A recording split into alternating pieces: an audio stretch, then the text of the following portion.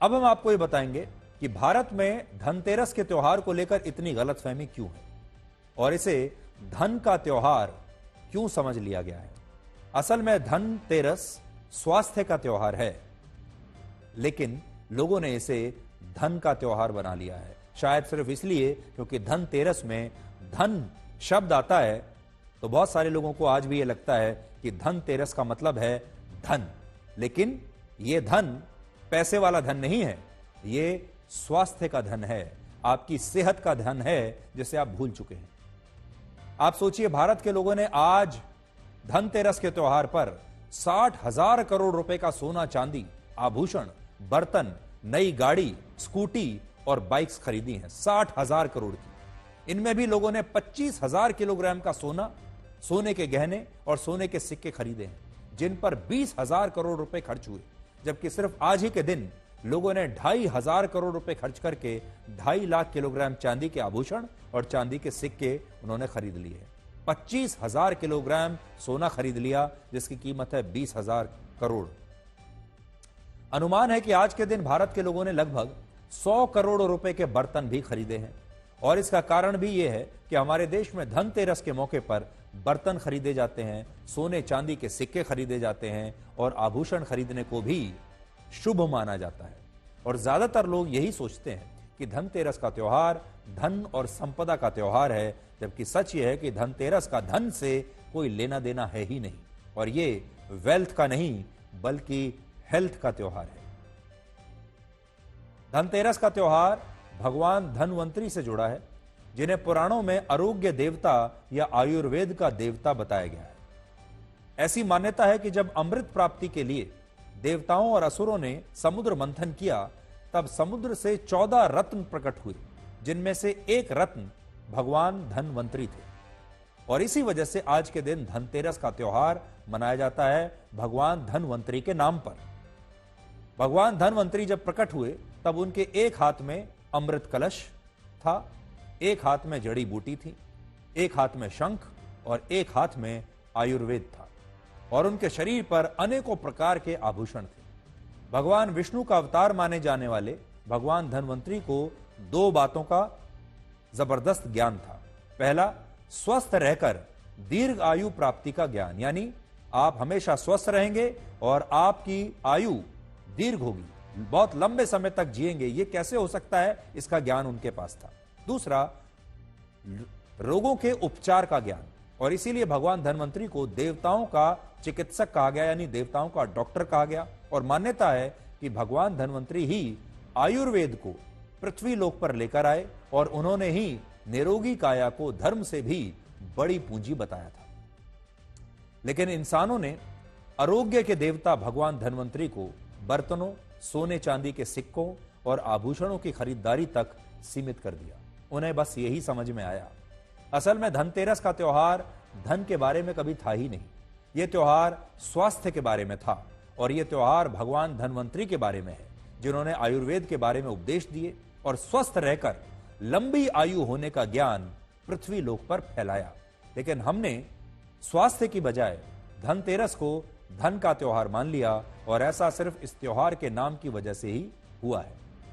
बहुत सारे लोगों को लगता है कि भगवान धनवंतरी के नाम में धन शब्द आता है, इसलिए इस त्योहार का अर्थ धन से है, जबकि ऐसा बिल्कुल नहीं है। धनवंतरी का अर्थ होता है कष्टों का विनाश करने वाला, और यहां कष्टों का अर्थ शरीर के रोगों से है, जिनके उपचार का ज्ञान भगवान धनवंतरी से हमें प्राप्त हुआ, देवताओं को प्राप्त हुआ।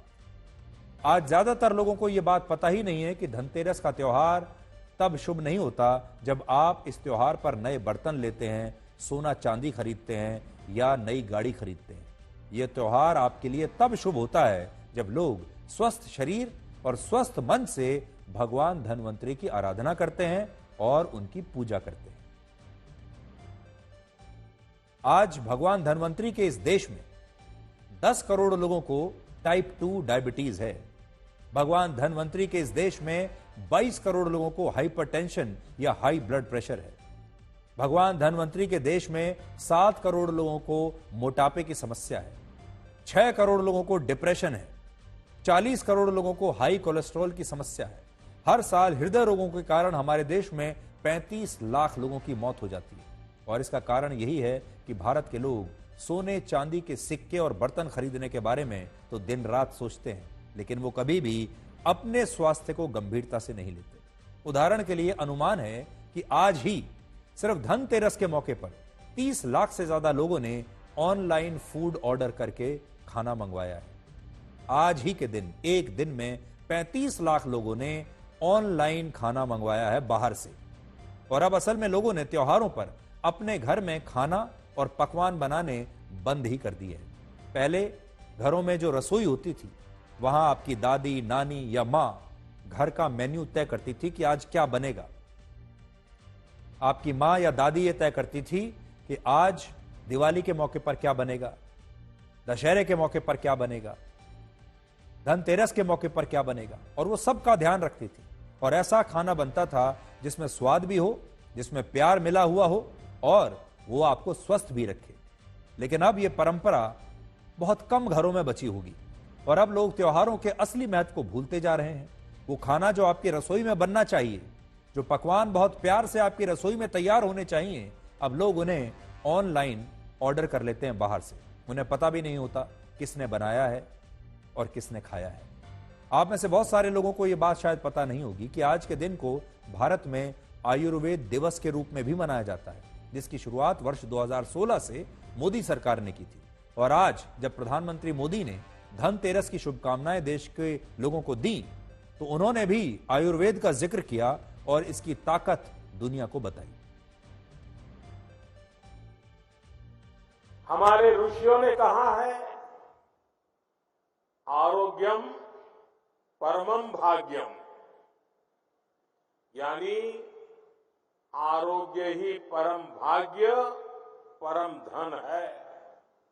यह प्राचीन चिंतन आज आयुर्वेद दिवस के रूप में पूरी दुनिया में छा रहा है। हम सबके लिए खुशी की बात है कि आज 150 से ज्यादा देशों में आयुर्वेद दिवस मनाया जा रहा है। बीते 10 वर्षों में देश ने आयुर्वेद के ज्ञान को मॉडर्न मेडिसिन के साथ जोड़कर स्वास्थ्य के क्षेत्र में एक नया अध्याय जोड़ा है। जिन बीमारियों को पहले असाध्य माना जाता था, आज उनके इलाज मौजूद है। दुनिया ट्रीटमेंट के साथ ही वेलनेस को महत्व दे रही है। और वेलनेस की बात होती है, जब आरोग्यता की बात होती है, तो इसमें भारत के पास हजारों वर्ष पुराना अनुभव है। आज समय है हम अपने इस प्राचीन ज्ञान को मॉडर्न साइंस के नजरिए से भी प्रमाणित करें। ऐसा लगता है कि हमारे देश के लोग आयुर्वेद को अब भूल चुके हैं और आयुर्वेद को दादा और दादी, नाना नानी के घरेलू नुस्खों की तरह समझा जाता है, जबकि आयुर्वेद की ताकत ऐसी है कि ये जीवन को एक नई दिशा दे सकता है और ये आपको तन और मन से स्वस्थ रखने में श्रेष्ठ माना गया है। हम समझते हैं कि ये पुराने घरेलू नुस्खे हैं, हम इसे सोचते हैं कि ये पुराने जमाने की बात हो गई है, ये वैज्ञानिक रूप से कहीं साबित ही नहीं होता और आयुर्वेद जो है वो एक विज्ञान नहीं है, ये एक साइंस नहीं है। ज्यादातर लोग ये सोचते हैं। लेकिन आज जैसे धनतेरस का त्योहार धन का त्योहार बन गया है, ठीक उसी तरह से भारत में लोगों ने आयुर्वेद को छोड़कर अब एलोपैथी को अपना लिया है और अपना इलाज लोग अब दूसरे तरीकों से करवाना चाहते हैं।